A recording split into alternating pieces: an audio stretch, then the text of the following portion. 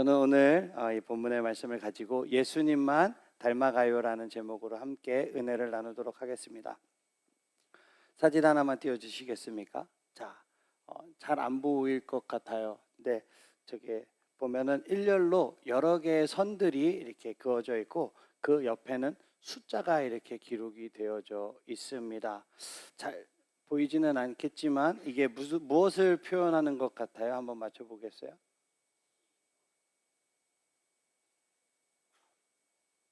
이러면 안 되는데. 네.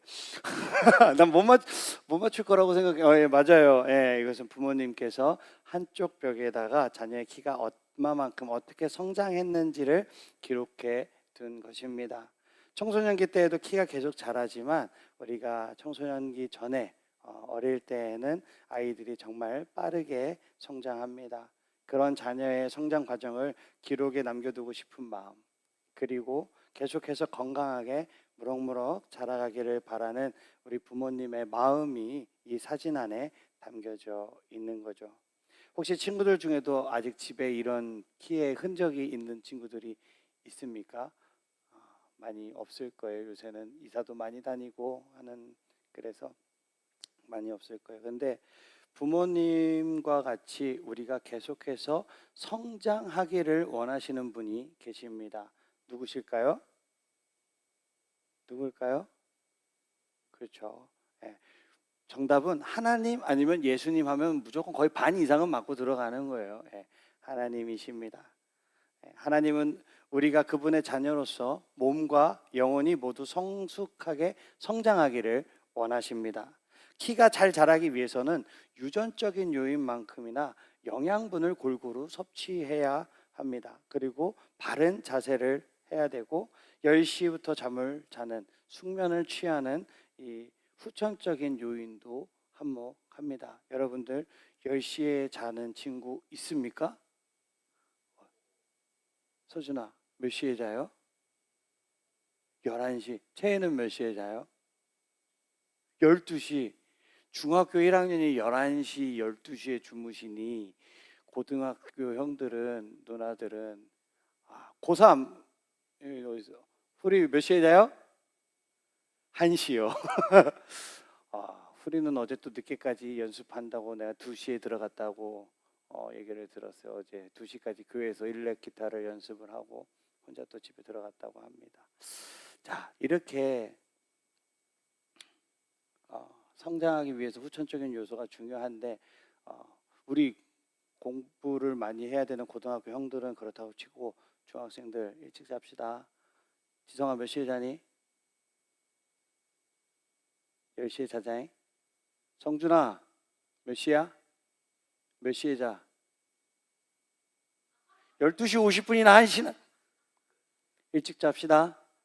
지태도 일찍 자. 중학교는 오늘부터 11시 안에 잠자는 걸로. 잠 안 자면 부모님한테 제가 연락을 받도록 하겠습니다. 고등학교는 조금 더 늦게 자도 돼요. 공부해야 되니까. 인정. 학원이 보통 11시에 끝나는다면서요. 10시, 11시쯤. 그것도 아니에요? 네, 그래요. 그쯤에서 합의 봅시다. 아무튼 네, 이렇게 후천적인 요인도 많이 필요해요. 그래서 키가 크고 싶은 사람들은 일찍 주무시길 바랍니다. 아무튼 이제 거기까지만 하고, 자, 그렇다면 우리의 믿음과 지혜가 성장하기 위해서는 무엇이 필요할까요? 이러한 궁금증을 가지고 우리가 함께 본문을 오늘 공부해 보도록 하겠습니다. 예수님의 어린 시절은 사복음서 중에서 오직 이 누가복음에만 기록이 되어 있어요. 오늘 본문에는 예수님의 어린 시절에 있었던 한 사건이 기록되어 있습니다. 예수님의 고향이 어디인가요? 나사렛이죠. 네, 나사렛. 이스라엘에는 이 회당이라는 지금의, 그냥 좀 쉽게 표현하자 그러면 지금의 교회와 같은 곳이 존재했습니다. 예수님은 나사렛 회당에서 다른 아이들처럼 어려서부터 하나님의 말씀과 이스라엘 역사에 대해서 배우면서 자라나셨어요. 성장하셨어요. 그러다 예수님이 12살이 되던 그 6월절에 어머니 아버지인 요셉과 마리아는 예수님을 데리고 예루살렘에 방문하게 됩니다.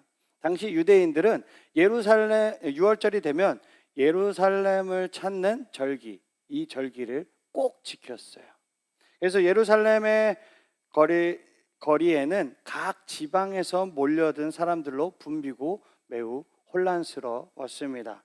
그런데 모든 유월절 예식을 마치고 집으로 돌아가는 그때에 문제가 생긴 거예요. 우리 함께 43절, 44절을 한번 읽어보도록 하겠습니다. 시작! 그 날들을 마치고 돌아갈 때 아이 예수는 예루살렘에 머무셨더라.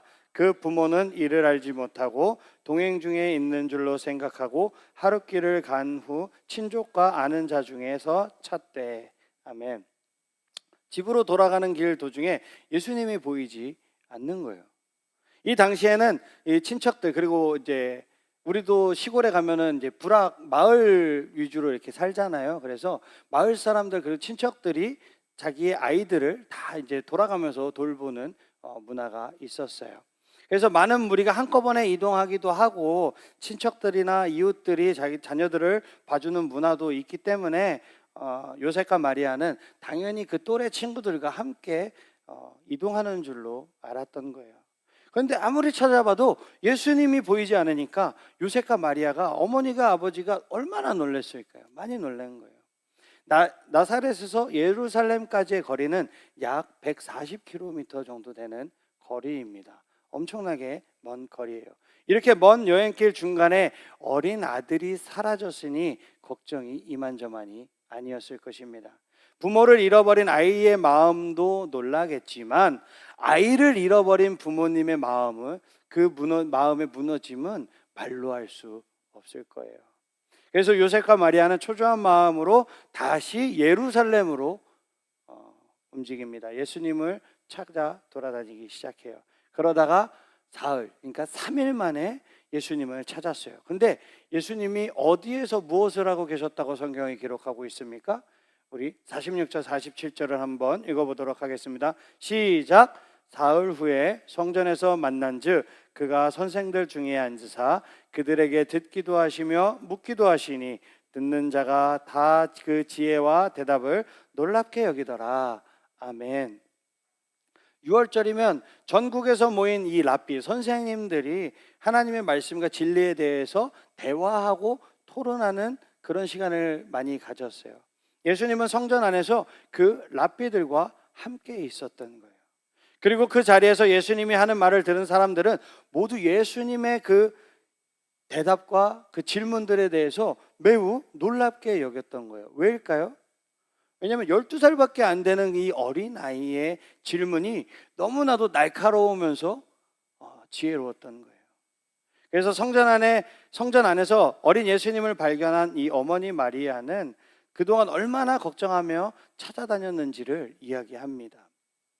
우리 부모님이었다면 아마 이렇게 말씀하셨을 거예요. 야, 내가 너 얼마나 많이 찾아다녔는지 알아? 이놈의 자식이 어디서 이렇게 싸돌아다녀? 이렇게 등짝스매식 맞으면서 아마 그랬을 거예요. 근데 어머니 마리아의 이야기를 들은 예수님이 이렇게 말씀하십니다. 49절을 크게 읽어보겠습니다. 시작! 예수께서 이르시되 어찌하여 나를 찾으셨나이까? 내가 내 아버지 집에 있어야 될 줄을 알지 못하셨나이까 하시니. 아멘. 이 대답은 부모인 요셉과 마리아가 어디서 자기를 찾아야 할지 몰랐다라는 이 사실에 대한 예수님의 순수한 그 놀라움을 담고 있어요. 예수님은 하나님이 아버지시니 내 자신이 예수님이 있어야 할 곳은 당연히 하나님의 성전이라고 말씀하신 거죠. 마리아는 예수님이 태어나기 전에 천사로부터 말을 들었어요. 누가복음 1장 35절을 한번 볼까요? 제가 한번 읽어볼게요. 천사가 대답하여 이르되 성령이 내게 임하시고 지극히 높으신 이의 능력이 너를 덮으시리니 이러므로 나실 바 거룩한 이는 하나님의 아들이라 일컬어지리라. 아멘. 이렇게 천사의 말을 마리아는 직접 들었어요. 이 말을 직접 들었음에도 불구하고 그 말씀의 의미를 제대로 이해하지 못했던 거죠. 반면에 예수님은 이미 어린 나이에 본인의 그 자신의 신분과 사명에 대한 분명한 인식을 가지고 계셨다라는 거죠. 이와 같이 오늘 본문은 예수님께서 평범한 어린 시절을 거치셨지만 동시에 특별한 지혜를 지니고 계셨음을 우리는 알 수 있는 것입니다. 그렇다면 이 어린 예수님의 지혜는 어디에서 온 것일까요? 바로 하나님의 말씀에서 온 것입니다. 하나님의 말씀을 배움으로 날마다 키가 자라가듯이 예수님의 지혜가 자란 거예요. 하나님의 말씀을 배울 때 우리의 능력이 자라고 우리의 지혜가 자라는 줄로 믿습니다. 그렇게 하나님이시자 인간으로서 신성과 인성 둘 다 지니신 예수님께서는 신체적으로, 지적으로, 영적으로 모두 온전하면서도 조화롭게 성장하신 거예요. 사랑하는 청소년부 친구들, 여러분 모두가 예수님을 닮기를 주님의 이름으로 축복합니다. 여기서 말하는 닮다라는 것은 예수님과 겉모습이 똑같아지는 것을 말하는 게 아니라는 것을 여러분들은 알 거라고 믿어요. 우리의 마음과 생각과 행동이 예수님을 닮아가는 거예요. 예수님은 어려서부터 하나님의 말씀을 사랑하고 말씀을 따라 삶으로 살아내면서 날마다 지혜가 자라났어요. 그래서 하나님과 사람들에게 날이 갈수록 점점 더 사랑스러워지셨다라고 성경은 이야기하고 있습니다. 우리가 말씀을 날마다 묵상하고 말씀을 날마다 읽는다라는 것은 이 묵상의 원어적인 의미가 무엇이냐면 읊조리다라는 의미를 담고 있어요. 오래전부터 저랑 같이 이제 예배를 드렸던 친구들은 몇 번 들었을 텐데 항상 하나님의 말씀을 내 입에서 떠나지 않게 하는 것을 묵상이라고 표현합니다. 그래서 구약 성경에 그런 말이 있죠. 내 마음판에 새기고 내 입에서 떠나지 않게 하라.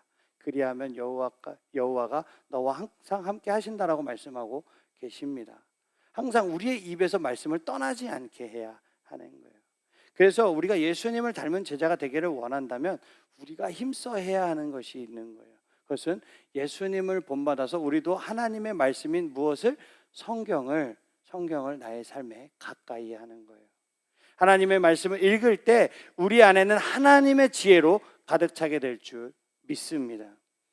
하나님의 말씀을 읽고 묵상하는 시간을 통해서 하나님의 마음과 예수님의 성품을 닮아갈 수 있는 거예요.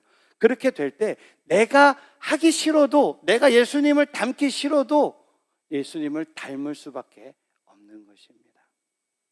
우리 모두 하나님의 말씀을 가까이 함으로 예수님을 닮아서 성숙한 믿음과 지혜를 가진 우리 청소년부 친구들 모두가 되시기를 주님의 이름으로 축복합니다. 아멘. 다 일어나시겠습니다.